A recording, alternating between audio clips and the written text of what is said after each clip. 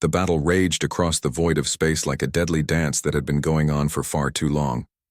Admiral Kane stood on the bridge of the Draknari warship Thunderstrike, watching as another wave of Council forces crashed against the Vex defensive lines around Nexus Prime. The reptilian admiral's scaled hands gripped the railing as he watched the tactical display show dozens of red dots disappearing from the screen. Each dot represented a ship full of brave soldiers who would never see their homes again. 300 years. That was how long this war had been tearing apart the galaxy. 3 centuries of death, destruction, and endless suffering with no clear winner in sight. The Galactic Council, made up of 12 different alien species, had thrown everything they had at the Vex Empire. Massive fleets, advanced weapons, brilliant strategies, and the best military minds from across known space. Yet here they were, still fighting for the same piece of territory they had been trying to capture for the past 50 years. Kane turned to look at his second-in-command, Commander Voss, whose insectoid features showed the same exhaustion that every soldier in this war carried. "How many ships did we lose in this attack?" Kane asked, though he already knew the answer would not be good. 47 destroyers, 12 cruisers, and 3 battleships, Voss replied, his mandibles clicking nervously. "The Vex defensive grid is too strong. Our frontal assault tactics are not working." Kane nodded grimly. The Draknari had always believed in direct confrontation and overwhelming force. Their military doctrine was simple. Gather your strongest ships, point them at the enemy, and attack until one side could not fight anymore. It had worked for them for thousands of years against other species. But the Vex Empire was different. The Vex were master strategists who had built their entire civilization around war. They had perfect defensive positions, advanced shield technology, and a military structure that could adapt to any attack pattern. Their empire controlled nearly half of the known galaxy, and they had been expanding for centuries before the Council had finally decided to stop them. On the other side of the battle, Zone, General Rax of the Hive Collective, watched the same tactical display from his command ship. The insectoid general's forearms moved quickly across different control panels as he coordinated his swarm fighters. The Hive Collective believed in numbers and coordination. They would send thousands of small, fast ships to overwhelm enemy positions through sheer quantity. But even their swarm tactics had failed against the Vex. The enemy had learned to predict their attack patterns and had developed point defense systems that could destroy hundreds of small fighters in seconds. Every attack resulted in massive casualties with little to show for it. "General, we have lost contact with Fighter Wing Gamma," reported one of his subordinates. "The Vex plasma cannons have destroyed the entire formation." Rax's antenna twitched with frustration. "Prepare Fighter Wing Delta for the next assault." "Wave, we must keep pressure on their defensive line." The subordinate hesitated. "Sir, Fighter Wing Delta is our last reserve. If we lose them, we will have no fighters left for defense." "Then we will fight with our bare claws if necessary," Rax growled. "The Council cannot afford to retreat now." But deep down, both Kane and Rax knew the truth that no one wanted to speak aloud. The Council was losing this war. Not quickly, but slowly and inevitably, like a wounded animal bleeding to death. Their resources were running low. Their soldiers were exhausted, and morale was falling with each failed attack. The Vex Empire, meanwhile, seemed to have unlimited resources and perfect defensive positions. Their technology was not necessarily better than the Council's, but they used it more effectively. Where the Council had 12 different species with 12 different military doctrines that often conflicted with each other, the Vex had unity of command and purpose. Kane had studied the enemy for decades. The Vex Empire was built like a perfect machine. Every soldier knew their exact role, every ship had a specific purpose, and every battle plan was executed with mechanical precision. Their Emperor Vex controlled everything from a massive command center in the heart of their territory, and his orders were followed without question or hesitation. The communication panel on Kane's bridge suddenly lit up with an incoming priority message. Kane expected it to be another order from the Council High Command, probably telling him to prepare for yet another doomed assault. Instead, the message came from the Council's Intelligence Division. Admiral Kane, you are to report to Council Station Alpha immediately for an emergency meeting, the message stated. All fleet commanders are being recalled for urgent consultation regarding new developments in the war effort. Kane exchanged glances with Commander Voss. Emergency meetings were rare, and recalling all fleet commanders from active battle zones was almost unheard of. Something significant must have happened.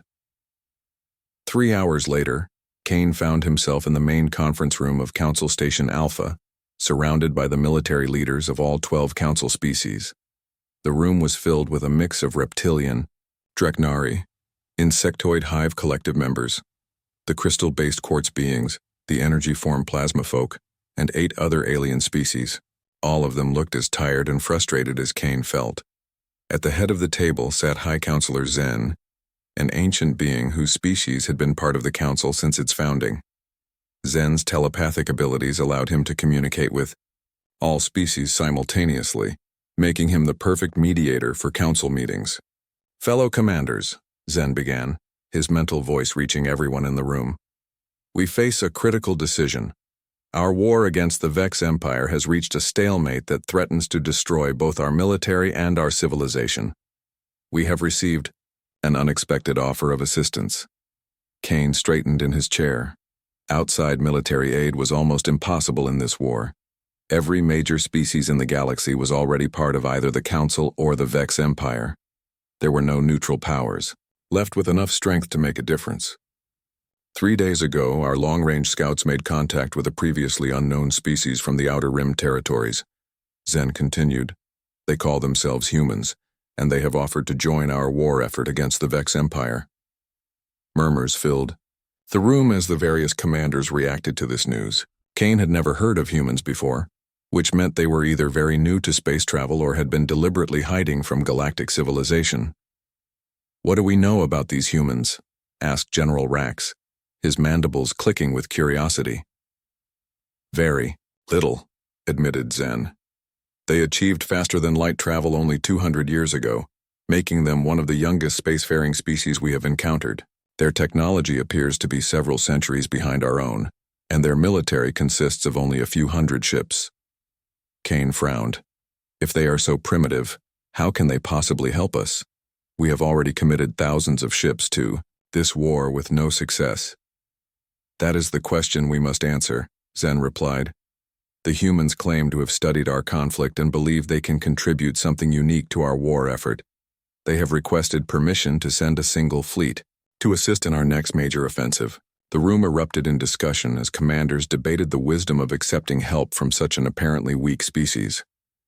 Kane found himself torn between desperation and skepticism. The Council needed all the help they could get, but adding a few primitive ships to their already massive fleet seemed pointless.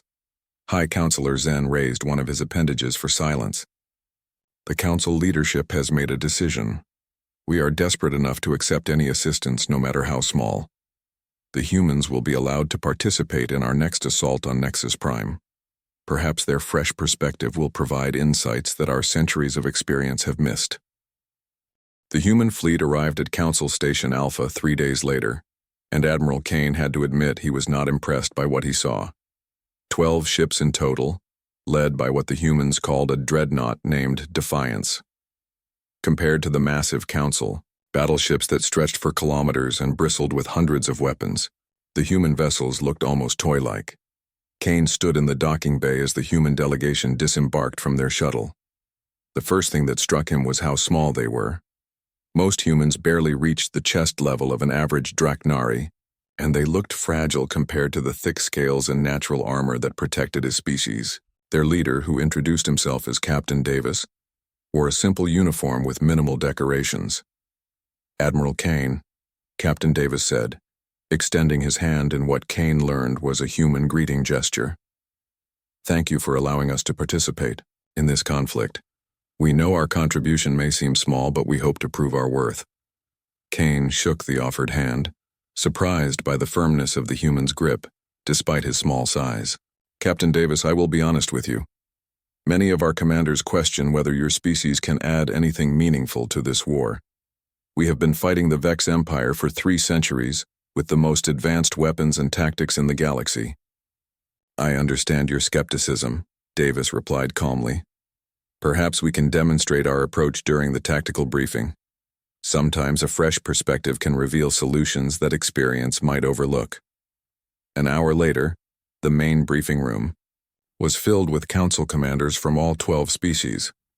Kane watched as Captain Davis and his team set up their presentation equipment. The humans had brought several other officers, including a woman named Commander Stone, who seemed to be their intelligence specialist, and a quiet man called Colonel Black, who Davis introduced as their strategic planning expert. General Rax leaned over to Kane and whispered, "Look at their equipment. Those display screens are at least 50 years behind our current technology. How can they possibly understand a conflict that has challenged our best minds for generations?" Kane nodded, but something about the humans' confidence made him curious. They did not seem intimidated by the advanced alien technology around them, or concerned about their obvious technological disadvantage. Captain Davis began his presentation by showing a three-dimensional map of the current battlefield around Nexus Prime. "We have studied your attack patterns from the past 50 years, he said, pointing to various locations on the map. Council forces have consistently used direct assault tactics, attempting to overwhelm Vex defensive positions through superior numbers and firepower. That is the most effective way to conduct warfare, interrupted General Rax. Concentrate your strongest forces and attack the enemy's weakest point. Against most opponents, yes, agreed Commander Stone. But the Vex Empire is not most opponents. They have built their entire defensive strategy around expecting exactly this type of attack. She activated a different display that showed Vex battle formations. The Vex Empire operates on a rigid hierarchical command structure. Every unit has a specific role, every position has predetermined responses, and every commander follows exact protocols. This gives them incredible coordination and defensive strength. Kane studied the display with growing interest. The humans had clearly done extensive research on their enemy, but he still did not understand how this helped their situation. Colonel Black stepped forward and activated another holographic display. The strength of rigid command structures is also their greatest weakness. When every soldier is trained to follow orders without question, and every response is predetermined, the entire system becomes predictable. Predictable to whom? Asked Commander Tor of the crystal beings, his crystalline form refracting light as he spoke.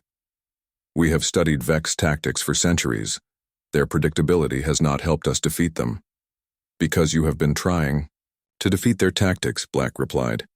We propose attacking their psychology instead. The room fell silent.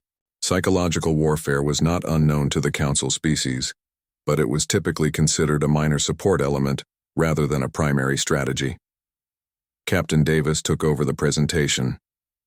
Humans have a unique perspective on warfare because our species has been fighting continuous conflicts on our homeworld for thousands of years. We have faced opponents with better technology, larger armies, and superior positions. We learned to survive by thinking differently. He showed images of human military history, displaying battles where smaller forces had defeated larger ones through unconventional tactics. We discovered that every military system, no matter how perfect it appears, has psychological pressure points. The Vex Empire's rigid structure creates specific vulnerabilities that can be exploited. Admiral Kane leaned forward in his chair. Despite his initial skepticism, the human analysis was beginning to make sense. What kind of vulnerabilities? Commander Stone answered. The Vex command system depends on constant communication between central commanders and field units. Their soldiers are trained to wait for orders rather than make independent decisions. If that communication is disrupted in the right way, their entire military becomes paralyzed. We have tried jamming their communications before, said General Rax. They have backup systems and redundant channels. Jamming is a technological solution, Black explained.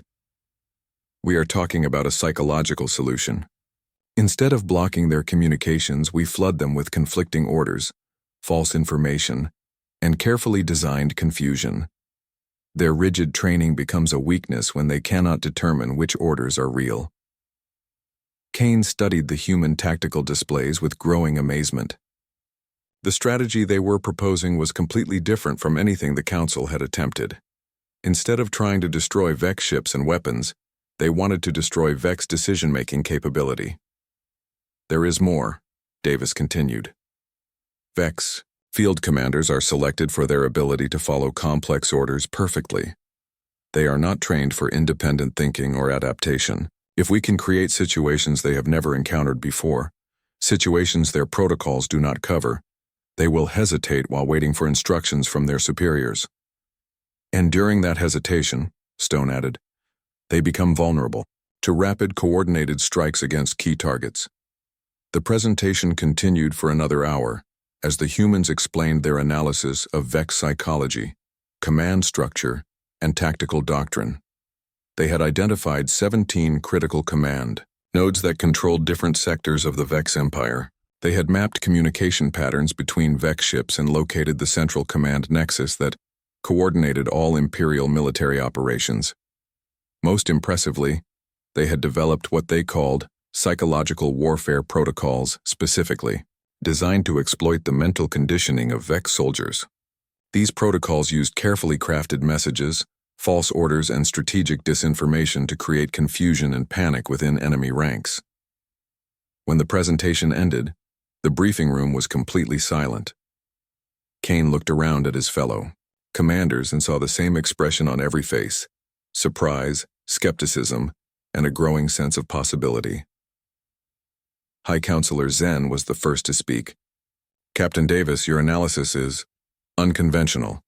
Council military doctrine has always focused on direct confrontation and superior firepower. What you propose is completely different from our traditional approach. Different is exactly what this situation requires, Davis replied. The Vex Empire has spent 3 centuries learning to defeat Council tactics. They have never faced human approaches to warfare. General Rax shifted uncomfortably in his chair. Even if your analysis is correct, how can 12 human ships make a difference? The scale of this conflict involves thousands of vessels. Scale is not always the determining factor in military success, Colonel Black answered. Sometimes a small force acting at the right time and place can achieve what a large force cannot. We are not asking to replace Council military power. We are asking for the opportunity to redirect it more effectively. Kane found himself nodding despite his earlier doubts. The human strategy was risky and completely untested against an opponent like the Vex Empire. But after 3 centuries of failed conventional attacks, perhaps risk was exactly what the Council needed. 2 days after the initial briefing, Admiral Kane found himself in a secure planning room deep within Council Station Alpha. The humans had requested a private meeting with the senior military leadership to present their detailed operational plan.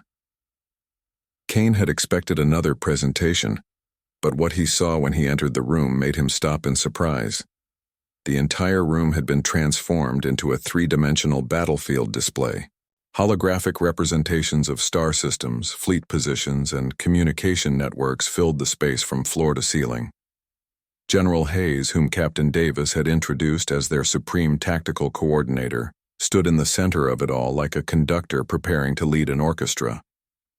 Gentlemen, Hayes began, his voice calm and confident. What you're about to see is a complete operational plan to end this war in exactly 5 hours and 17 minutes.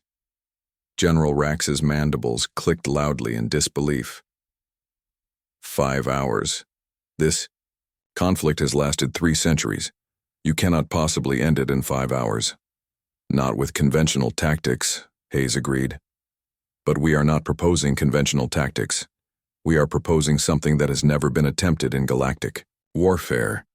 The holographic display zoomed in to show 17 different star systems across Vex territory. Each system was highlighted in red, with detailed information about defensive positions, fleet strengths, and command structures.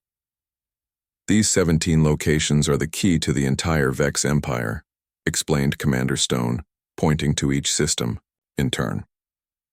They are not the strongest military positions or the most heavily defended worlds. They are the command and control centers that coordinate all Vex military operations. Kane studied the display carefully. Some of the highlighted systems were deep in Vex territory, hundreds of light years from the current battle lines. How did you identify these locations? Our intelligence services have been trying to map Vex command structures for decades.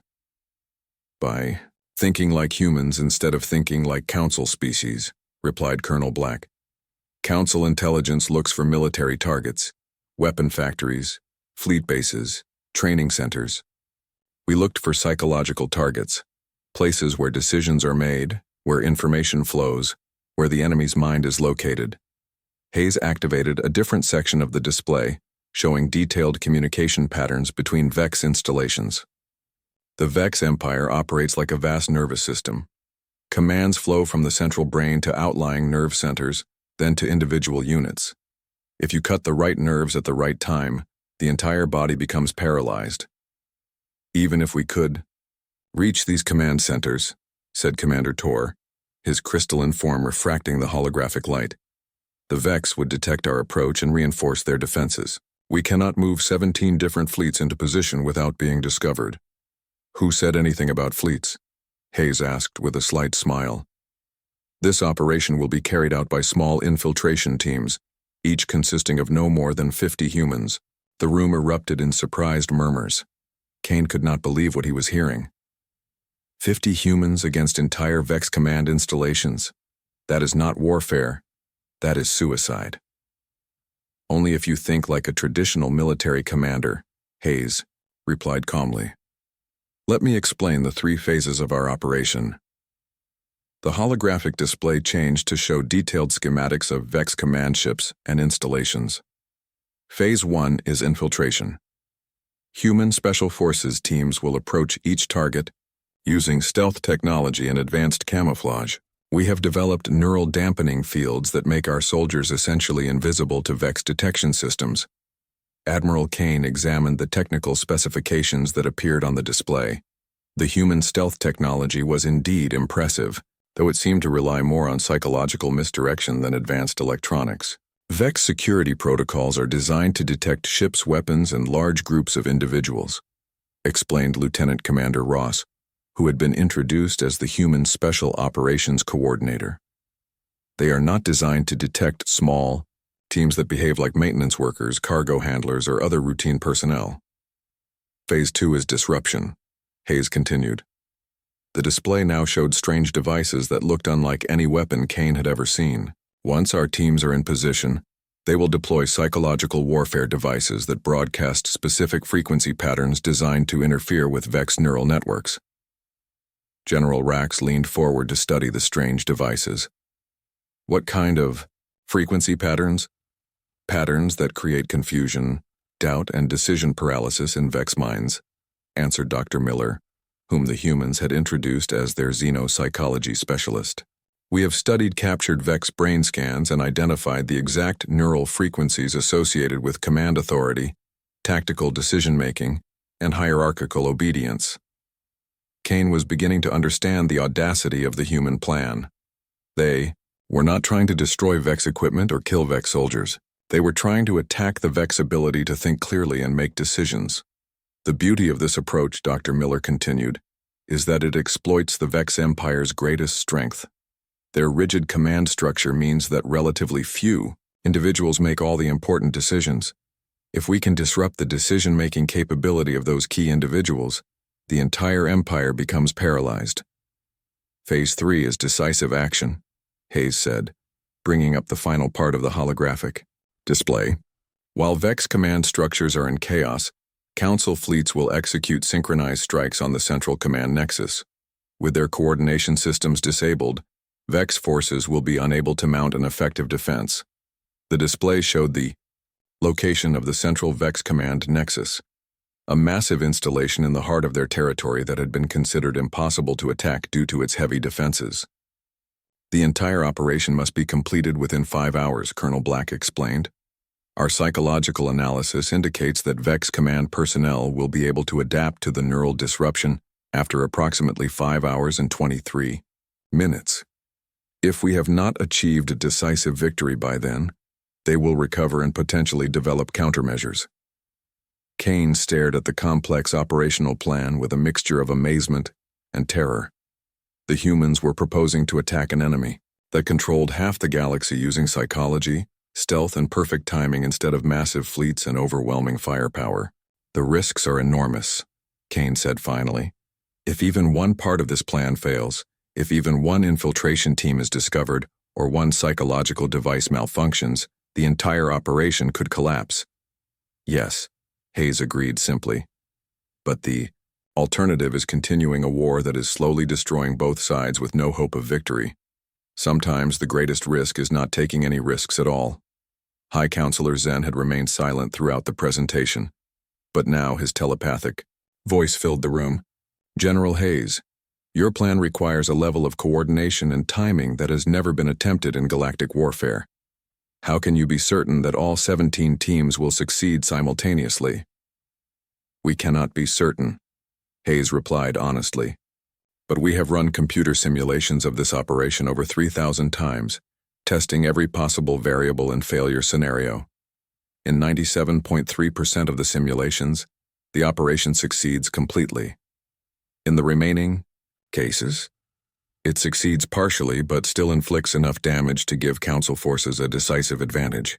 Lieutenant Commander Ross activated a new section of the display showing detailed training scenarios.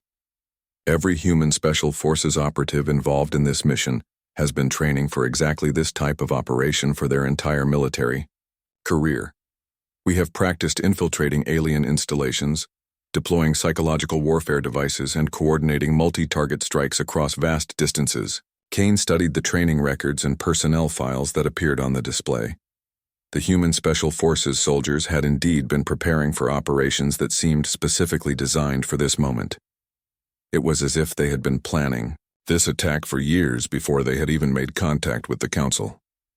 There is one more element to consider, Dr. Miller added. The Vex Empire has never encountered human psychology. Their entire defensive doctrine is based on predicting and countering Council military thinking. They have no experience with human tactical approaches, human decision-making patterns, or human psychological warfare techniques. In essence, concluded General Hayes, we will be attacking them with weapons they do not know exist, using tactics they have never seen, and exploiting weaknesses they do not know they have. The room fell silent as the Council commanders absorbed the full scope of what the humans were proposing. Kane looked around at his colleagues and saw the same thoughts, reflected in their expressions. The plan was brilliant, terrifying, and completely insane all at the same time. At exactly 0800 hours Galactic Standard Time, the operation began. Admiral Kane watched from the command bridge of his flagship as 17 small human shuttles disappeared into hyperspace, each heading toward a different Vex command center, scattered across the galaxy. The shuttles were so small that they barely registered on the sensors, looking more like cargo transports than military vessels. All infiltration teams have departed on schedule, reported Commander Stone from the Human Coordination Center they had established aboard Kane's ship. Phase 1 is now active. Kane felt his stomach tighten with nervousness. Everything depended on these tiny human teams succeeding in what seemed like an impossible mission. Around him, the bridge crew of various Council species worked quietly, at their stations, monitoring long-range sensors and communication channels for any sign of discovery. Major Blake led Team 7 toward the Vex command installation in the Kronos sector. His team of 12 humans sat silently in their shuttle as it approached the massive Vex station that controlled military operations for 6 surrounding star systems. The station was the size of a small moon, bristling with defensive weapons, and surrounded by patrol ships. Remember, we are maintenance workers responding to a routine repair order, Blake told his team through their neural communication system. Our cover identities have been inserted into the Vex computer networks. As long as we behave exactly like Vex maintenance personnel, their security systems will ignore us. The shuttle docked at a service bay without incident. Blake marveled at how easy it had been. The Vex security protocols were incredibly sophisticated for detecting military threats, but they had never been designed to question routine maintenance activities. The humans had studied Vex psychology so thoroughly that they knew exactly how to become invisible. Meanwhile, in the distant Omega sector, Commander Foster's team was infiltrating a different Vex command center using an entirely different approach. They had disguised their shuttle as a supply transport and were posing as delivery personnel bringing routine supplies to the station. Team 3 is inside the target facility. Foster reported through the encrypted communication network that connected all 17 teams, beginning deployment of psychological warfare devices. Back on Kane's flagship, Dr. Miller monitored the progress of all teams simultaneously. The human psychological warfare devices were unlike anything the Council had ever seen. Instead of trying to jam Vex communications or destroy their equipment, the devices broadcast carefully designed neural frequency patterns that would slowly disrupt Vex decision-making processes. The first devices are now active, Dr. Miller reported to General Hayes. We should begin seeing effects within 30 minutes. Kane studied the tactical displays that showed Vex fleet movements around Nexus Prime. For the moment, everything appeared normal. Vex patrol ships continued their regular routes, defensive positions remained fully manned, and communication traffic seemed typical for a routine day. Then, at exactly 08:47 hours, something strange began to happen. Admiral, we are detecting unusual patterns in Vex communication traffic, reported Kane's intelligence officer. Multiple command centers are requesting clarification of orders that were never sent. Kane leaned forward in his command chair. The psychological warfare devices were beginning to work. Across Vex space, command personnel were starting to receive conflicting information, confusing signals, and instructions that contradicted their established protocols. In the Kronos sector, Major Blake watched through security cameras as Vex officers in the command center began arguing among themselves. The neural disruption devices his team had planted were broadcasting frequencies that made the Vex commanders doubt their own judgment and question orders from their superiors. Commander Vec reports possible sabotage in Section 7, one Vex officer was saying to another. But Computer Central shows no security breaches and Maintenance Division confirms all systems are operating normally. Contact Fleet Command for verification, replied another officer. No, wait. Fleet Command sent contradictory orders this morning. Contact Supreme Command instead. Supreme Command is not responding to routine inquiries, said a third officer. They ordered radio silence 2 hours ago. Or was that yesterday? The timestamps on these orders are confusing. Blake smiled as he watched the Vex command structure slowly paralyze itself. The psychological devices were not attacking Vex equipment or computer systems.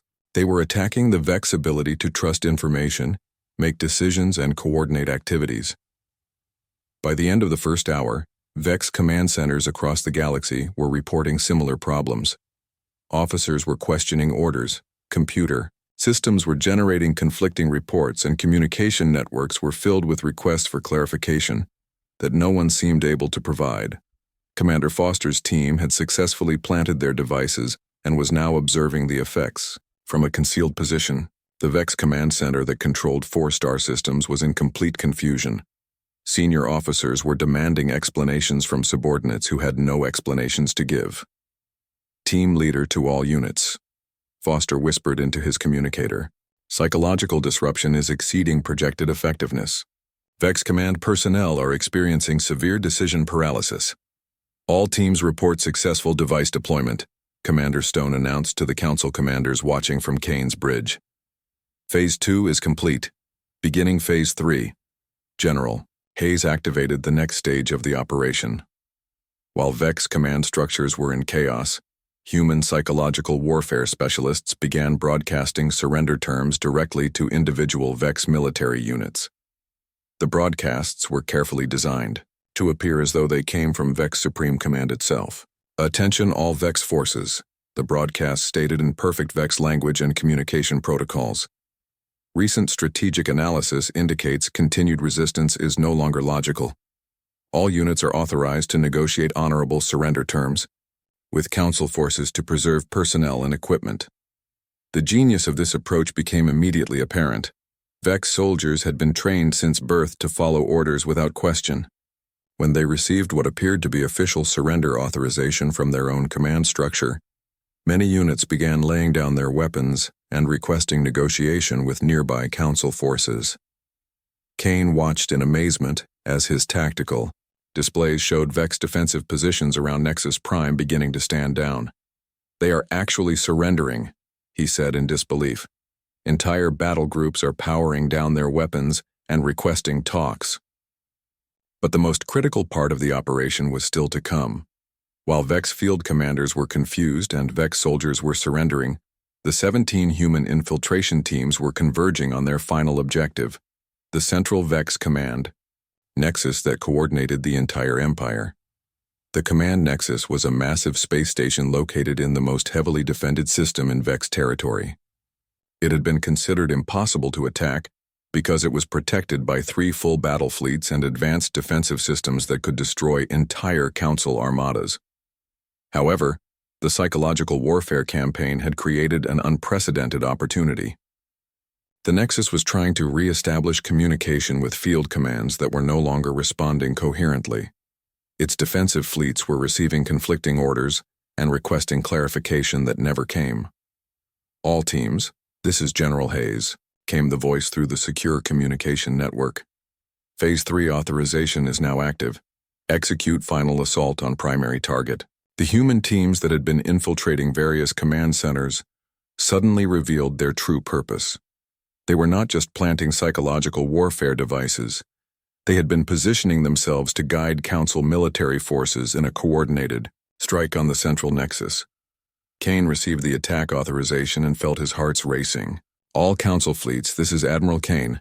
Execute Operation Final Strike. Target coordinates are being transmitted now. The largest combined Council fleet in history jumped into hyperspace, heading directly toward the Vex Command Nexus. But instead of facing the impossible defensive positions they had expected, they found a confused and disorganized enemy that could not coordinate an effective response. The space battle that followed was unlike anything in the history of galactic warfare. Vex ships fired on each other due to communication confusion. Defensive systems targeted their own vessels because of conflicting identification signals, and fleet commanders hesitated to give orders because they could not verify if their communications were real or part of the psychological attack. Within 2 hours of the final assault beginning, the Central Vex Command Nexus was surrounded and under direct attack. Its defensive fleets were scattered and confused. Its communication systems were compromised by psychological warfare devices, and its command personnel were unable to coordinate any meaningful resistance. At exactly 1247 hours, just 4 hours, and 47 minutes after the operation had begun, the Vex Command Nexus transmitted an emergency signal on all frequencies across the galaxy. At exactly 1300 hours Galactic Standard Time, the impossible happened. The Central Vex Command Nexus, which had coordinated a galactic empire for over 5 centuries, transmitted an unconditional surrender to all Council forces. The message was broadcast on every frequency and every language to every corner of known space. Admiral Kane stared at his communication console in complete disbelief as the surrender message played for the 3rd time. Around him, his bridge crew sat in stunned silence. The war that had consumed 3 centuries, destroyed countless worlds, and killed billions of beings had ended in exactly 5 hours and 13 minutes. All Vex military forces, the surrender message stated in the mechanical tone typical of Vex official communications, are hereby ordered to cease hostile operations immediately. The Vex Empire formally surrenders all territorial claims and military assets to the Galactic Council. This order comes directly from Supreme Command and is to be obeyed without question or delay. General Hayes stood in the Human Coordination Center, watching as status reports flooded in from across the galaxy. Every single Vex military installation was laying down weapons. Every Vex fleet was powering down their engines and requesting surrender negotiations. The entire Empire was shutting down like a machine that had suddenly been switched off. All 17 infiltration teams report mission complete, Commander Stone announced to the room full of Council military leaders. Psychological warfare. Devices have achieved 100% effectiveness. Vex command structure has experienced total systemic failure. Kane shook his head in amazement. He had commanded fleets for over 60 years, had fought in hundreds of battles, and had studied military strategy his entire life. Nothing in his experience had prepared him for what he had just witnessed. "How is this possible?" Kane asked General Hayes. "How did you accomplish in 5 hours what we could not accomplish in 3 centuries?" "By understanding that this was never really a military problem. Hayes replied calmly. It was a psychological problem. The Vex Empire was not defeated by superior weapons or larger fleets. It was defeated by superior understanding of how minds work under pressure. Across the galaxy, Vex soldiers and officers were experiencing the same confusion and surrender. On the planet Vex Prime, the heart of the Empire, General Mex stood in the Supreme Command Center trying to understand what had happened to his forces. The neural disruption devices had affected him as well, making it difficult to think clearly or trust his own judgment. Computer, explain the tactical situation, General Mex ordered the Central Command System. Tactical analysis incomplete, the computer replied. Conflicting data from field units. Multiple command centers report successful psychological infiltration by unknown enemy forces. Recommendation: immediate surrender to preserve remaining personnel and equipment. General Mex stared at the display screen, trying to process information that his disrupted neural pathways could barely comprehend. The psychological warfare devices had not destroyed his ability to think, but they had destroyed his ability to think like a Vex military commander. Every decision seemed uncertain, every order seemed questionable, and every strategy seemed flawed. Sir, one of his subordinates reported, we are receiving surrender requests from our own battle fleets. They believe the war has ended and are requesting permission to negotiate with Council forces. Has the war ended? General Mex asked, realizing even as he spoke that he was no longer certain of anything. Back on Kane's flagship, the Council military, leaders were struggling to understand the magnitude of what had just occurred. High Counselor Zen's telepathic voice filled the command center as he tried to process the reports flooding in from every corner of Vex space. The surrender appears to be genuine and complete, Zen announced. Our long-range sensors show Vex, military installations across 17 star systems powering down weapons and defensive systems. Fleet movements have ceased. Communication traffic indicates widespread confusion but no organized resistance. Dr. Miller was monitoring the psychological effects of the operation on Vex personnel. The neural disruption devices have achieved exactly the predicted results, he reported. Vex command personnel are experiencing severe decision paralysis, but they retain enough cognitive function to recognize surrender as the most logical option available to them. Kane turned to Captain Davis, who had been quietly observing the operation's success. Captain, I owe you an apology. When your species first offered to help, I thought you were too primitive to understand the complexity of this conflict. I was completely wrong. No apology necessary, Admiral, Davis replied. Your skepticism was completely reasonable. We are a young species with limited technology and small military forces. But we learned something during our development that apparently the older galactic civilizations never needed to learn. What did you learn? Asked General Rax, his mandibles clicking with genuine curiosity. We learned that the strongest enemy is not always the one with the biggest weapons, Davis explained. Sometimes the strongest enemy is the one whose thinking has become too rigid to adapt to new situations. Colonel Black stepped forward with a detailed analysis of the operation's success. The Vex Empire spent centuries building the perfect military machine. Every system was optimized, every procedure was perfected, and every response was predetermined. That perfection became their weakness because it eliminated their ability to handle truly unexpected situations. The reports continued to arrive throughout the afternoon. Vex surrender negotiations were proceeding smoothly across all fronts. The Empire's rigid command structure, which had been their greatest strength, had become the mechanism of their complete defeat.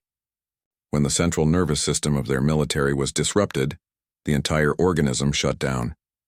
Emperor Rex himself, the supreme leader of the Vex Empire, transmitted a personal message to the Council leadership 3 hours after the initial surrender.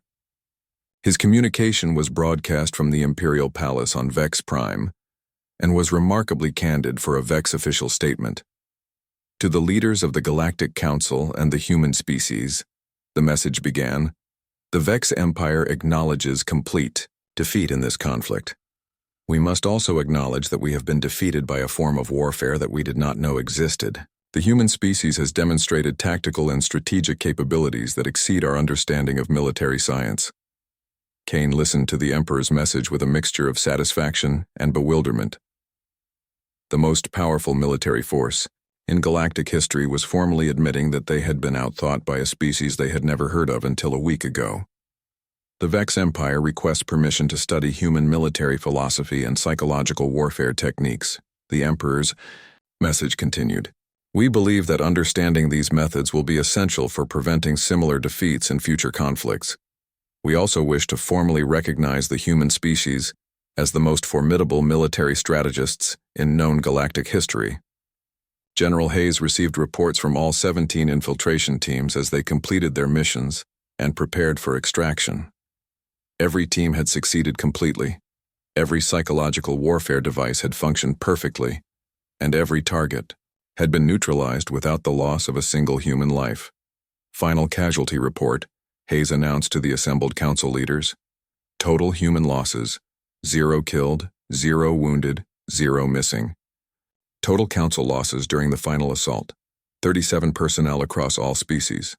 Total Vex losses, minimal, primarily due to accidents caused by confusion rather than direct combat. Kane could barely comprehend the numbers. The humans had ended a galactic war with essentially no casualties on any side. They had achieved total victory through psychology rather than destruction. The formal peace negotiations began immediately, with the Vex Empire agreeing to all council demands without resistance. Their psychological conditioning had been so thoroughly disrupted that they no longer possessed the mental framework necessary for strategic thinking or military planning. 3 days after the surrender, the Galactic Council convened an emergency session to address the implications of humanity's victory. The council chambers were filled with representatives from all member species, each trying to understand how the balance of galactic power had shifted so dramatically. High Counselor Zen addressed the assembly with his telepathic voice carrying, "To every mind present. The events of the past week have fundamentally changed our understanding of warfare, strategy, and military capability. The human species, despite being the youngest and least technologically advanced members of our alliance, have proven themselves to be the most effective military strategists in galactic history." The Council voted unanimously to offer humanity a permanent position on the Supreme Military Command, with full authority over strategic planning for all future conflicts. They also requested that human military advisors be assigned to every major council fleet to provide psychological warfare expertise and unconventional tactical guidance. Captain Davis stood before the council assembly to respond to their offer. Humanity accepts the responsibility of helping to maintain galactic peace, he said simply. But we hope that our greatest contribution will be making warfare unnecessary rather than making it more effective.